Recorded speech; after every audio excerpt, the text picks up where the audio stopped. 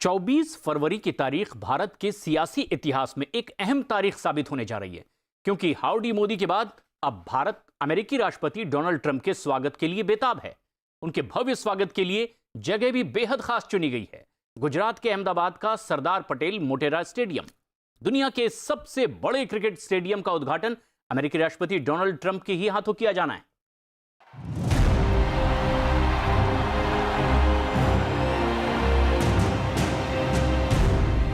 I present to you my friend, a friend of India,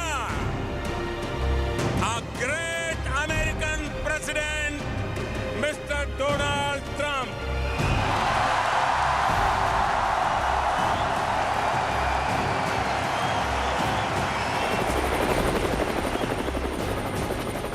दुनिया की दो महाशक्तियां आज हम यहाँ एक नई हिस्ट्री बनते हुए देख रहे हैं और एक नई केमिस्ट्री भी।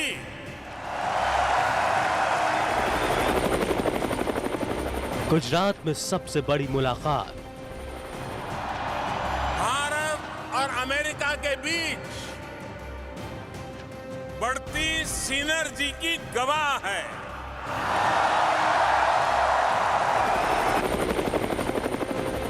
ह्यूस्टन में howdy Modi. Howdy my friends.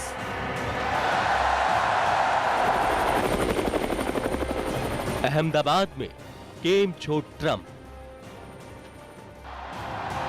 President Trump का यहां आना 130 करोड़ यानी 1.3 बिलियन भारतीयों का ये सम्मान है।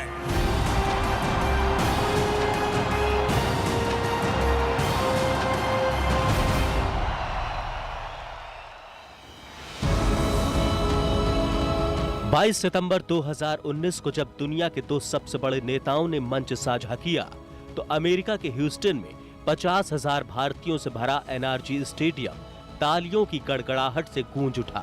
I have the honor to introduce you to my family.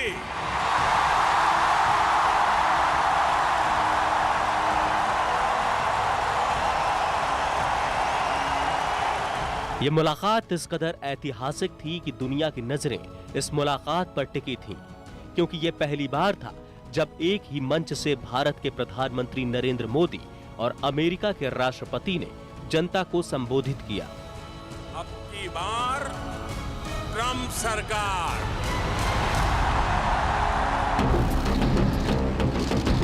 एक बार फिर दुनिया के सामने कुछ ऐसी ही तस्वीरें आने वाली हैं जिनकी तारीख तय की गई है। 22 फरवरी 2020, मोटेरा स्टेडियम, अहमदाबाद, गुजरात। अहमदाबाद का ये वही सरदार पटेल स्टेडियम है जिसके उद्घाटन के मौके पर पीएम मोदी और अमेरिकी राष्ट्रपति डोनाल्ड ट्रंप को दुनिया एक बार फिर एक साथ मंच पर देखेगी। History in the making.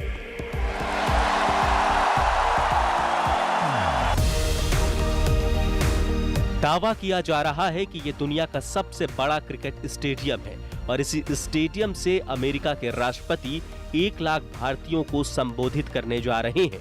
उनका ड्रीम है कि ये प्रोजेक्ट जो हमने बनाया है वो पूरी दुनिया देखे।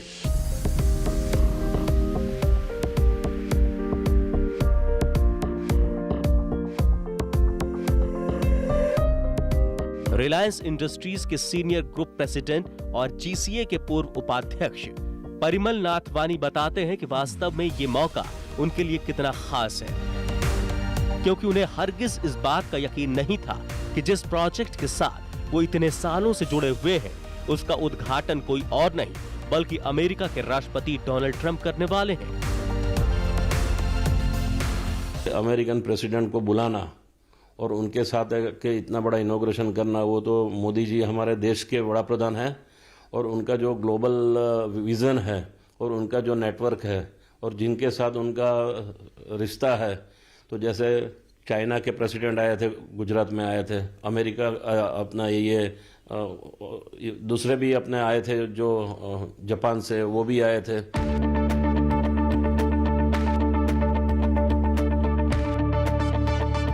पीएम मोदी के ही निर्देश पर उस वक्त मोटेरा स्टेडियम को विश्व स्तरीय बनाने की कवायद शुरू हुई थी। दावा किया जा रहा है कि यह दुनिया के सबसे बड़े खूबसूरत स्टेडियम मेलबोर्न क्रिकेट ग्राउंड से भी अद्भुत है और इस स्टेडियम में बैठने वालों की तादाद भी एमसीजी से कहीं ज्यादा है। अगर दोनों स्टेडियम की तुलना की जाए तो मेलबोर्न क्रिकेट ग्राउंड में 95,000 लोग बैठ सकते हैं, जबकि मोटेरा स्टेडियम में 1,10,000 लोगों के बैठने का बंदोबस्त किया गया है। जो मेलबोर्न जिसने बनाया वही कंपनी को हमने एज अ कंसल्टेंट बनाया और L&T जैसी कंपनी को हमने दिया, तो उन्होंने बोला कि बस आप जिससे कराते हो बेस्ट होना चाहिए। लोग बोलते हैं कि मेलबोर्न है, मेलबोर्न है, लोग भूल जाएंगे कि मोटेरा है वो मोदी जी का प्रोजेक्ट है।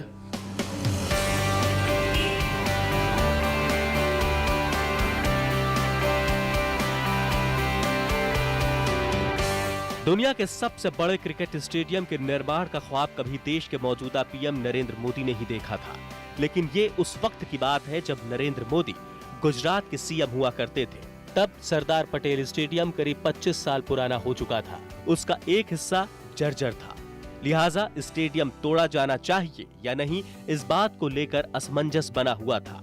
तब पीएम मोदी ने ही मोटेरा स्टेडियम को लेकर स्टैंड लिया और स्टेडियम को नए सिरे से खड़ा करने के लिए हामी भरी थी।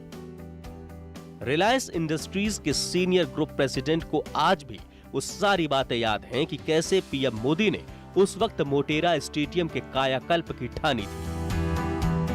उस टाइम पे मैं उनको मिलने गया था कि सर ये जो हमारा जो स्टेडियम है वो एक साइड जो है पेवेलियन साइड वो पुराना हो गया है, जिसको बोलते हैं कि थोड़ा डिमोलिशिंग की ज़रूरत है। तो उसने बोला कि पूरा दूसरा क्या सिचुएशन क्या है अपोजिट साइड में, राइट साइड में, लेफ्ट साइड में, तो उनका जो नेचर है वो उसने बोला कि भाई तोड़ना ही है तेरे को तो फिर पूरा तोड़ दे।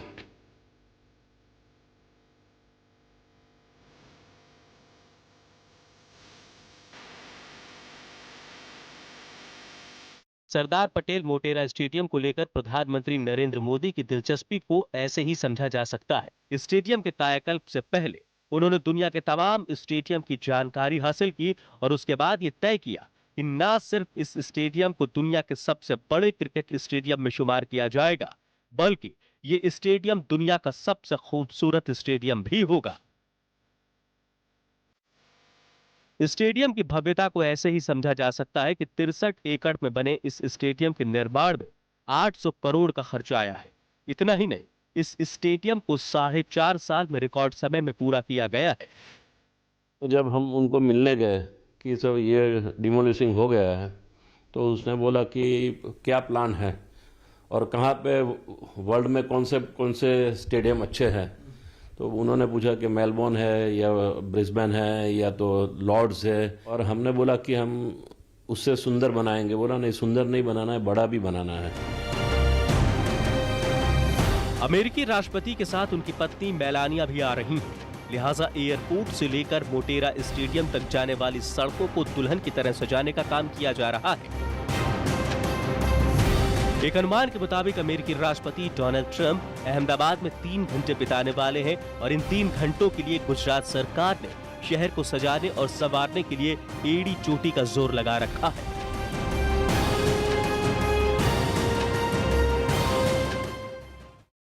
डोनाल्ड ट्रंप के स्वागत की अहमदाबाद में बेहद खास तैयारियां हो रही है। परिंदा भी पर ना मार सके, इसलिए एयरपोर्ट से मोटेरा स्टेडियम तक खास सुरक्षा के चाक चौबंद इंतजाम किए गए और दावा किया जा रहा है कि डोनाल्ड ट्रंप इस दौरान मोटेरा स्टेडियम में 1 लाख लोगों को संबोधित भी करेंगे। और यही वजह है कि हाउडी मोदी की तरह ही पूरी दुनिया की नजरें मोटेरा में होने वाली महाबलियों की इस मुलाकात पर अब टिकी हुई है।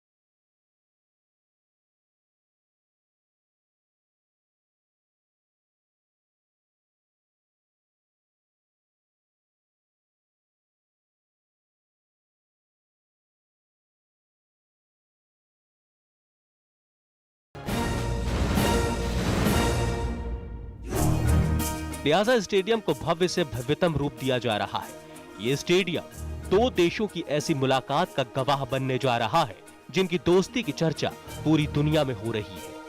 अमेरिकी राष्ट्रपति डोनाल्ड ट्रंप और पीएम मोदी एक साथ एक मंच पर होंगे और जनता की जुबान पर केम छो ट्रंप होगा। ये पीएम मोदी का कौशल ही है जिसने ट्रंप को भी भारत का मुरीद कर दिया है। यही वजह है कि पीएम मोदी के न्योते को ट्रंप ने पूरी शिद्दत से न सिर्फ कबूल किया बल्कि भारत दौरे को लेकर उन्होंने ट्वीट के जरिए ये भी दिखाया कि वो भारत आने के लिए कितने उतावले हैं। अमेरिकी राष्ट्रपति को इस बात का एहसास है कि अगर हिंदुस्तानी समुदाय को अगर किसी तरीके से प्रभाव डाल सकते हैं और हिंदुस्तान पे आके, क्योंकि इसमें गुजराती जो कंपोनेंट है कहीं ज्यादा है, तो उनका उसमें उसका हित होगा उनको। दरअसल मोटेरा महज एक स्टेडियम भर नहीं है, ये पीएम मोदी के सपनों की वो इमारत है जो आने वाले वक्त में किसी मिसाल की तरह गिनी जाएगी। खुद पीएम मोदी ने ही ये तय किया था कि इस स्टेडियम के निर्माण को लेकर किसी भी तरह की कोताही न बरती जाए। इतना ही नहीं, पीएम मोदी के ही कहने पर इस पूरे स्टेडियम का खाका तैयार किया गया था। यहाँ तक कि इस स्टेडियम में लोगों के बैठने की क्षमता पर भी पीएम मोदी ने ही अपनी मुहर लगाई थी। मोदी जी हमेशा सोचते हैं, वो बड़ा ही सोचते हैं, तो वो हिसाब से उन्होंने ये बोला कि अच्छा मेलबोर्न की कैपेसिटी क्या है, तो हमने बोला सर 90,000 कैपेसिटी है। बोला तो अपना उसके ऊपर होना चाहिए। तो जो हमेशा वो बोलते हैं कि मेरा स्टेट, मेरा देश सबसे पहले होता है, तो उन्होंने बोला कि नहीं, अपना 110 कर दो। पीएम मोदी की दूरदर्शिता को ऐसे ही समझा जा सकता है कि उनके संकल्प की बदौलत न सिर्फ मोटेरा स्टेडियम का कायाकल्प हुआ बल्कि इस स्टेडियम को वो सुविधाएं भी मिल चुकी हैं जो दुनिया के किसी स्टेडियम में नहीं है। पार्किंग कैपेसिटी के हिसाब से भी ये स्टेडियम ऑस्ट्रेलिया के मेलबर्न क्रिकेट ग्राउंड से कहीं बड़ा है। मेलबर्न क्रिकेट ग्राउंड में जहां 10,000 दोपहिया वाहन खड़े किए जा सकते हैं, वहीं मोटेरा स्टेडियम में 3,000 कारें और 10,000 दोपहिया वाहनों को एक साथ पार्क किया जा सकता है। इतना ही नहीं, इस स्टेडियम को मल्टीपर्पज फैसिलिटी के हिसाब से तैयार किया गया, यानी अगर क्रिकेट के अलावा इसमें ऐसे तमाम खेल खेले जा सकते हैं जिनके लिए किसी अलग स्टेडियम का निर्माण करना पड़ता है। लेकिन पीएम मोदी ने पहले ही इस बात को तय कर दिया था कि ये स्टेडियम एक नहीं बल्कि कई खेलों के लिए बनाया गया है। यहाँ पे मेट्रो भी आनी चाहिए, रिवर फ्रंट से भी हमको आना चाहिए।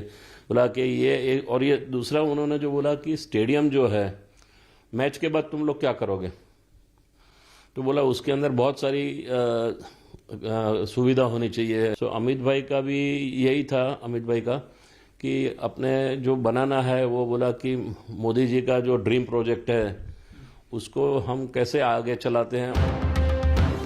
स्टेडियम में सुविधाओं पर नजर डालें तो इस स्टेडियम में metro connectivity, 75 corporate box, food court, हर स्टैंड में हॉस्पिटलिटी की सुविधा, cricket academy, indoor practice pitch, pavilion और मीडिया बॉक्स, 55 कमरों का क्लब हाउस, इंडोर और outdoor games, restaurant, Olympic size swimming pool, gymnasium, party area. इसके अलावा मोटेरा के इसी ग्राउंड पर कई तरह के दूसरे खेल भी खेले जा सकेंगे, जिनमें football, hockey, basketball, kabaddi, boxing, lawn tennis और रनिंग ट्रैक जैसे खेल इस स्टेडियम में आयोजित किए जा सकेंगे। इतना ही नहीं, स्टेडियम को बनाने के दौरान लोगों की हर छोटी बड़ी सुविधा का ख्याल रखा गया है। इस स्टेडियम में ऐसी फ्लड लाइट्स लगाई गई हैं जिनसे गर्मी न महसूस हो। पवेलियन में एक भी पिलर नहीं है जिसके चलते किसी भी कोने से आप सीधे मैदान देख सकते हैं। अगर आपका मैच देखने का मन नहीं है तो स्टैंड से सीधे बाहर वॉकवे पर टहल सकते हैं। किसी भी आपात स्थिति से निपटने के लिए पुख्ता इंतजाम किए गए हैं। सबसे अहम बात यह है कि पीएम मोदी के इस ड्रीम प्रोजेक्ट को पूरा करने के लिए गृह मंत्री अमित शाह ने ही जिम्मेदारी अपने कंधों पर ली थी, वो भी तब जब वो गुजरात क्रिकेट एसोसिएशन के अध्यक्ष थे। उन्हीं के सुझावों पर इस स्टेडियम में तमाम सुविधाओं को अमल में लाया गया। उन्होंने फिर सुझाव दिया अमित भाई ने कि जितने भी स्टेडियम हैं उसमें उनके कॉर्पोरेट बॉक्सेस कितने हैं, वीआईपी बॉक्सेस कितने हैं, फिर फुटबॉल अपना प्लेयर्स कहाँ पे बैठते हैं, किस तरह से बैठते हैं, उसका पूरा डेमो मेरे को दिखाओ। और बाद में बोला मीडिया कहाँ पे बैठेगा, मीडिया के लिए क्या क्या सुविधा करोगे, वैसा पूरा कंसर्न अमित भाई ने भी दिखाया था। सोचिए, दुनिया का सबसे बड़ा क्रिकेट स्टेडियम, दो सबसे बड़े नेता, सबसे बड़ा मंच। बेशक अहमदाबाद की मुलाकात में 3 घंटे ही तय किए गए हों, लेकिन इस मुलाकात के कई बड़े सियासी मायने भी हैं, क्योंकि 24 फरवरी को इस मोटेरा के मैदान पर पूरी दुनिया की नजरें रहने वाली हैं। सबसे अहम मैसेज आएगा कि हिंदुस्तान एक बहुत करीबी एलाई है अमेरिका का, और अमेरिका का राष्ट्रपति जो कि चुनावी साल में इधर आए हैं, तो उससे हिंदुस्तान का जो वजन है काफी बढ़ेगा। गुजरात का अहमदाबाद शहर तैयार है, सुरक्षा के पुख्ता बंदोबस्त है। बस इंतजार है तो 2 महाबलियों की मुलाकात का, जो सरदार पटेल मोटेरा स्टेडियम के मंच पर एक और ऐतिहासिक मुलाकात करने जा रहे हैं।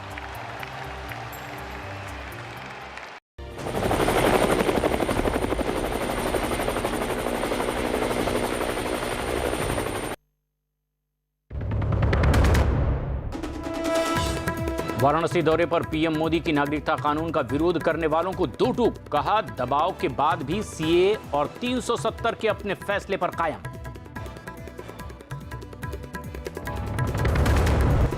केजरीवाल ने दिल्ली के रामलीला मैदान में तीसरी बार मुख्यमंत्री पद की शपथ ली, कहा मैं आम आदमी पार्टी, कांग्रेस, बीजेपी सभी का मुख्यमंत्री, दिल्ली के विकास के लिए पीएम मोदी से मांगा आशीर्वाद।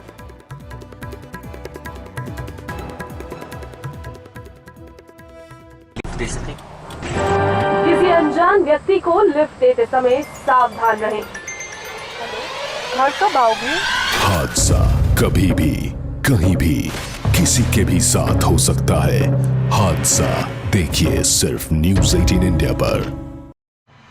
कुछ सुनी सुनाई, बाघ जो है वो स्पिरिट है यहाँ पे। कुछ आंखों देखी, रात में देखा कि ये एक लाइट निकला। ये चमत्कार से कम नहीं है। माता के दरबार में आकर प्रसाद खा रहा है। कहानियां ऐसी जैसे कोई चमत्कार। नर्मदा की गहराइयों में अद्भुत शिव संसार बसता है। क्या छुपा है उनमें कोई गहरा राज? सारे सवालों के जवाब पाने के लिए हमें यह खतरा मोल लेना ही होगा। जान दांव पर लगाकर भी लेकर आएंगे आधी हकीकत आधा फसाना, सिर्फ न्यूज़ 18 इंडिया पर। कहीं कई मासूम जिंदगियां हैं दांव पर, कहीं किसी देश पर है सुपर पावर गिद्ध की नजर, तो कहीं किसी की नापाक हरकतों की। मेरे पास बहुत सारा एविडेंस है। साजिश देखिए सिर्फ न्यूज़ 18 इंडिया पर।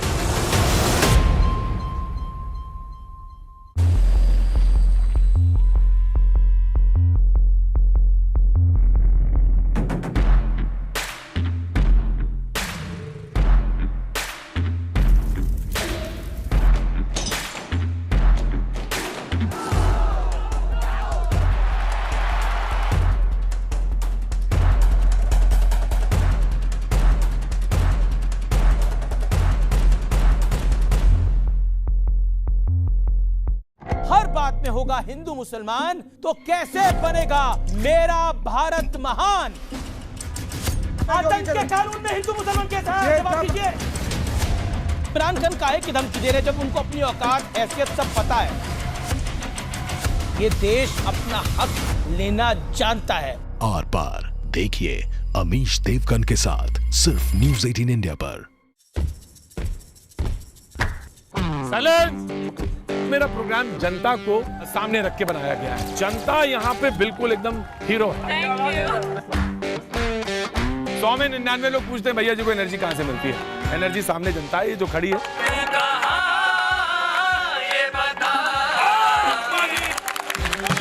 जब आप गांव से लेकर मेट्रो तक की सफर तय करते हैं तब आपको मुद्दे पता चलते हैं। आप भी आइएगा जरूर बाजी। क्या बात। Thank you so much. Thank you. Please आप मुझे लिफ्ट दे सकें? किसी अनजान व्यक्ति को लिफ्ट देते समय सावधान रहें। घर कब आओगे? हादसा कभी भी कहीं भी किसी के भी साथ हो सकता है। हादसा देखिए सिर्फ न्यूज़ 18 इंडिया पर। कुछ सुनी सुनाई, बाघ जो है वो स्पिरिट है यहाँ पे। कुछ आंखों देखी, रात में देखा कि ये एक लाइट निकला। ये चमत्कार से कम नहीं है। माता के दरबार में आकर प्रसाद खा रहा है। कहानियां ऐसी जैसे कोई चमत्कार। नर्मदा की गहराइयों में अद्भुत शिव संसार बसता है।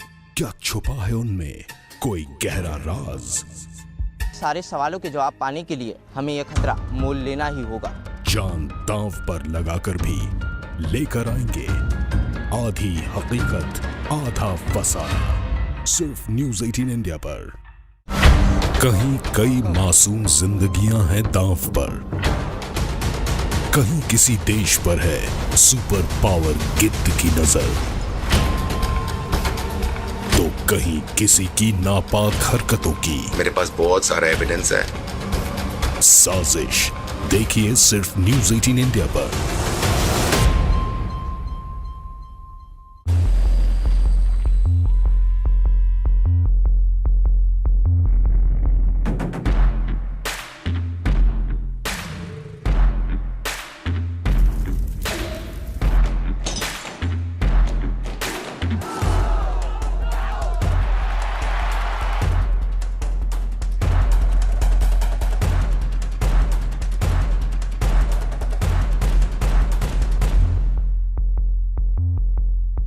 हर बात में होगा हिंदू मुसलमान, तो कैसे बनेगा मेरा भारत महान? आतंक के कानून में हिंदू मुसलमान कैसा है? जवाब दीजिए। इमरान खान काहे की धमकी दे रहे जब उनको अपनी औकात हैसियत सब पता है? ये देश अपना हक लेना जानता है। आर पार देखिए अमीश देवगन के साथ सिर्फ न्यूज़ 18 इंडिया पर।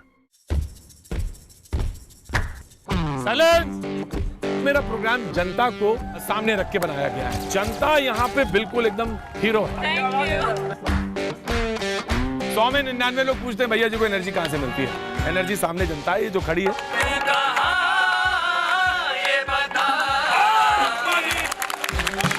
जब आप गांव से लेकर मेट्रो तक के सफर तय करते हैं तब आपको मुद्दे पता चलते हैं। आप भी आइएगा जरूर बाजी। क्या बात, thank you so much, thank you. Please आप मुझे लिफ्ट दे सकें? किसी अनजान व्यक्ति को लिफ्ट देते समय सावधान रहें। घर कब आओगे? हादसा कभी भी कहीं भी किसी के भी साथ हो सकता है। हादसा देखिए सिर्फ न्यूज़ 18 इंडिया पर। कुछ सुनी सुनाई, बाघ जो है वो स्पिरिट है यहाँ पे। कुछ आंखों देखी, रात में देखा कि ये एक लाइट निकला। ये चमत्कार से कम नहीं है। माता के दरबार में आकर प्रसाद खा रहा है। कहानियां ऐसी जैसे कोई चमत्कार। नर्मदा की गहराइयों में अद्भुत शिव संसार बसता है। क्या छुपा है उनमें कोई गहरा राज? सारे सवालों के जवाब पाने के लिए हमें यह खतरा मोल लेना ही होगा। जान दांव पर लगाकर भी लेकर आएंगे आधी हकीकत आधा फसाना, सिर्फ न्यूज़ 18 इंडिया पर। कहीं कई मासूम जिंदगियां हैं दांव पर, कहीं किसी देश पर है सुपर पावर गिद्ध की नजर, तो कहीं किसी की नापाक हरकतों की मेरे पास बहुत सारा एविडेंस है। साजिश देखिए सिर्फ न्यूज़ 18 इंडिया पर।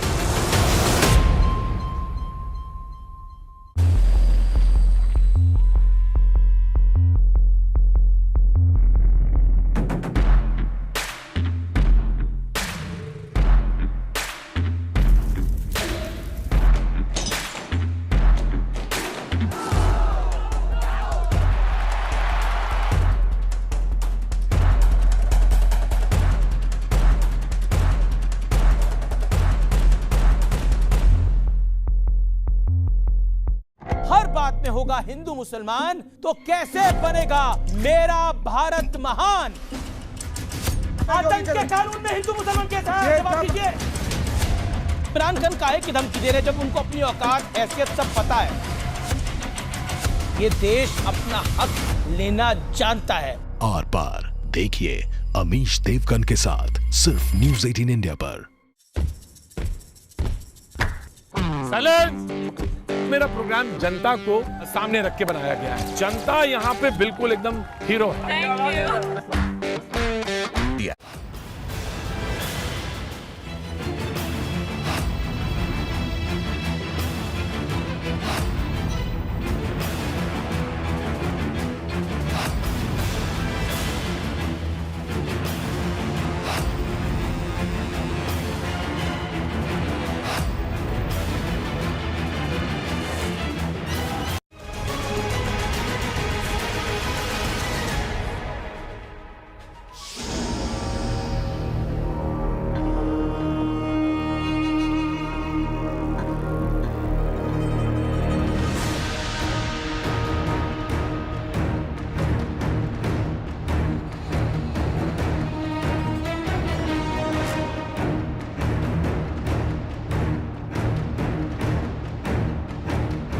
झूठ की दुकान इमरान खान।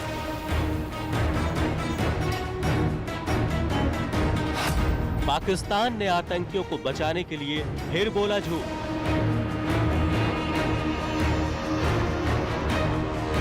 एफएटीएफ की पाबंदी से बचने के लिए इमरान ने पहना झूठ का मुखौटा।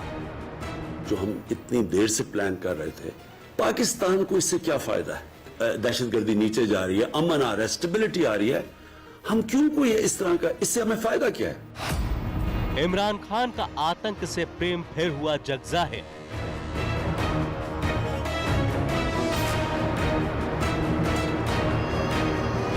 पाकिस्तान के स्टार क्रिकेटर रहे इमरान खान की नई पहचान है पाकिस्तान के प्रधानमंत्री, लेकिन यह पहचान दिखावटी और सजावटी है। पाकिस्तान के प्रधानमंत्री की असल पहचान है इमरान तालिबान खान। पाकिस्तान के नए प्रधानमंत्री को दुनिया इसी नाम से जानती है क्योंकि उन्हें आतंकवाद से बहुत लगाव है। इस बात को इमरान खान ने एक बार फिर साबित कर दिया। पाकिस्तान की इमरान खान सरकार ने आर्थिक पाबंदियों से बचने के लिए टेरर फाइनेंसिंग पर नजर रखने वाली अंतर्राष्ट्रीय संस्था एफएटीएफ को झूठ बोला। पाकिस्तान ने कहा कि मसूद अजहर और उसके परिवार के बारे में पाकिस्तान के पास कोई जानकारी नहीं है, वो लापता हैं और इसलिए पाकिस्तान की सरकार इनके खिलाफ कोई एक्शन नहीं ले सकती है। लेकिन पाकिस्तान के इस झूठ का खुलासा करने जा रहा है न्यूज़ 18 इंडिया, जिस मसूद अजहर को इमरान खान और उनके सिपहसालार लापता बता रहे हैं, उसका पता और उसका मकान आज हम दिखाने वाले हैं। खुफिया एजेंसियों को मिली पुख्ता जानकारी के मुताबिक मसूद अजहर पाकिस्तान की राजधानी इस्लामाबाद के पास रावलपिंडी के हाई सिक्योरिटी वाले इलाके में है, और इलाका कितना अहम है आप इस नक्शे से समझ सकते हैं। यह है रावलपिंडी का इलाका चक शहजाद। इसी चक शहजाद गांव में मसूद अजहर परिवार सहित रह रहा है। चक शहजाद गांव जिन्नाह रोड से सटा हुआ वीआईपी इलाका है। यहाँ पाकिस्तान के बड़े बड़े नेताओं के फार्म हाउस हैं। यही जिन्नाह रोड चक शहजाद इलाके को पाकिस्तान के नेशनल हेल्थ इंस्टीट्यूट से भी जोड़ती है। यानी मसूद अजहर की बीमारी को ध्यान में रखते हुए पाकिस्तान सरकार ने उसे यहाँ रखा है। अब जरा जिन्नाह रोड के इस हिस्से को देखिए। यही रोड इस्लामाबाद से सटे वीआईपी इलाके बनीगाला को भी जाती है। बनीगाला वही पॉश एरिया है जो रावल लेक से सटा है, और पाकिस्तान के प्रधानमंत्री इमरान खान का बंगला भी यही है। जिस चक शहजाद में मसूद अजहर रह रहा है, वहां से कुछ ही दूरी पर पाकिस्तानी विदेश मंत्रालय भी है, और उसके पास डिप्लोमेटिक एनक्लेव भी है। डिप्लोमेटिक एनक्लेव से ही पाकिस्तान की सरकार और नौकरशाही चलती है। चक शहजाद इलाका पाकिस्तान की राजधानी इस्लामाबाद से महज 8 किलोमीटर दूर है। जाहिर है कि पाकिस्तान के प्रधानमंत्री और जनरल बाजवा नहीं चाहते हैं कि संयुक्त राष्ट्र से आतंकी घोषित हो चुके मसूद अजहर पर कोई कार्रवाई की जाए। इसीलिए एफएटीएफ को पाकिस्तान ने कोरा झूठ बोल दिया। जो बॉम्बे मिलिटेंट स्ट्राइक थी 26/11, उसमें उसका सीधा इन्वॉल्वमेंट था, इसलिए उसको भी काफ़ी ये लोग प्रोटेक्शन देते हैं।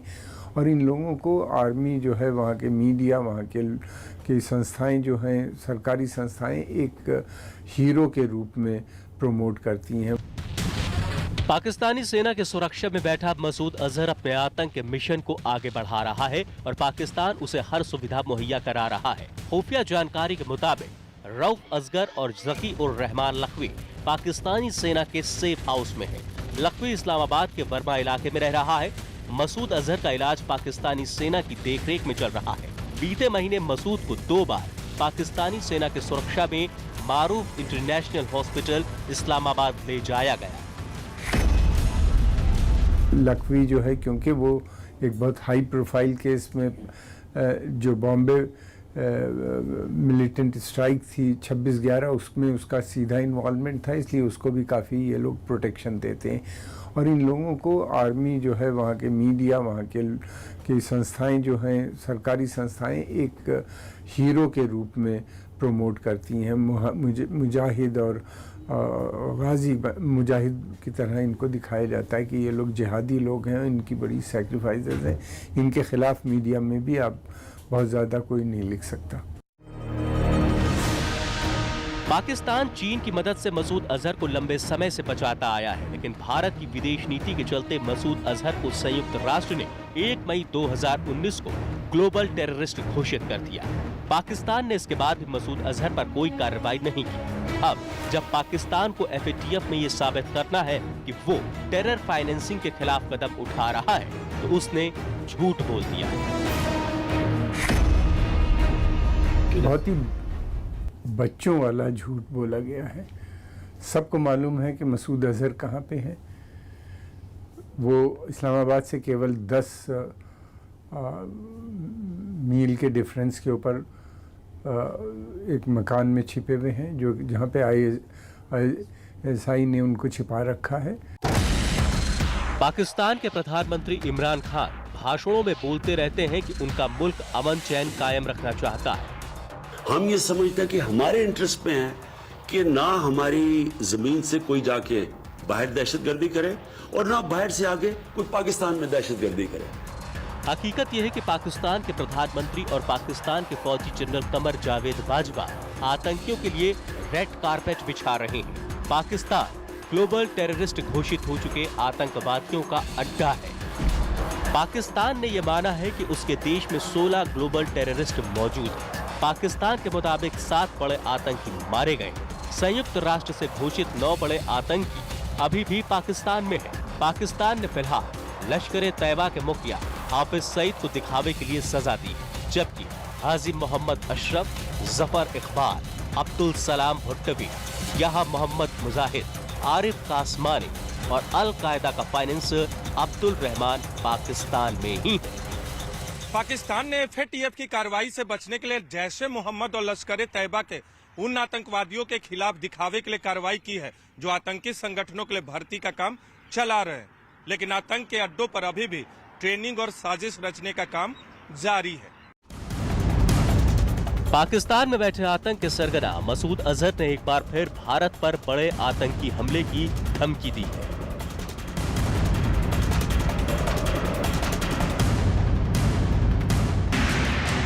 पाकिस्तान में बैठे आतंकी भारत के किसी शहर पर बड़े हमले की साजिश में जुटे हैं।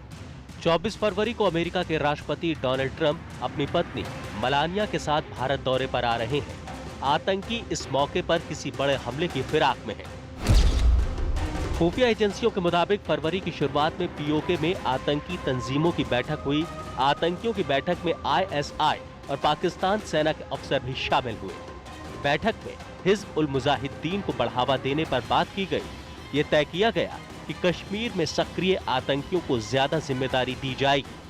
बैठक में तय किया गया कि अब से लश्कर जैश के सभी हमलों की जिम्मेदारी हिज़्ब उल मुजाहिदीन लेगा। POK की बैठक में भारत के शहरों, सुरक्षा बल कैंपों पर बड़े हमले की साजिश रची गई। इसके अलावा सुरक्षा बल के काफिलों पर आत्मघाती हमले की प्लानिंग भी की गई।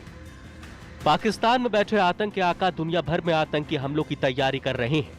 जैश ए मोहम्मद ने हाल ही में एक ऑडियो जारी किया है। इस ऑडियो में इस्लाम के नाम पर नौजवानों को बंदूक उठाने के लिए उकसाया जा रहा है।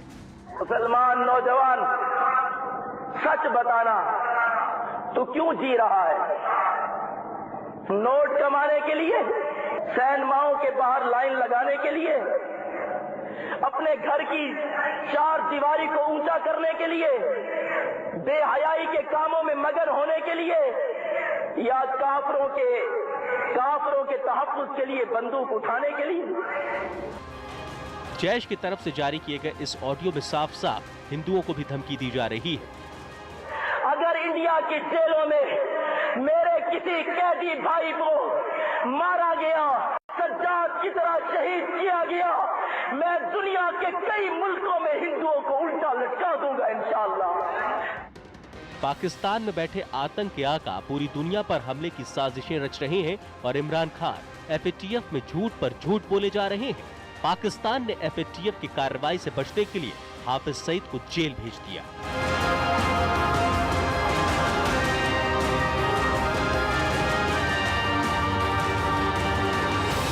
लेकिन इसके पीछे असल कहानी कुछ और ही है। 16 फरवरी को पाकिस्तान का भविष्य तय करने के लिए FATF की बैठक है। इसी दिन FATF पाकिस्तान पर आखिरी फैसला लेगा। 16 फरवरी के बाद हाफिज का वकील ऊपरी अदालत में सजा को चुनौती देगा। ऊपरी अदालत से हाफिज सईद को रिहा किया जा सकता है।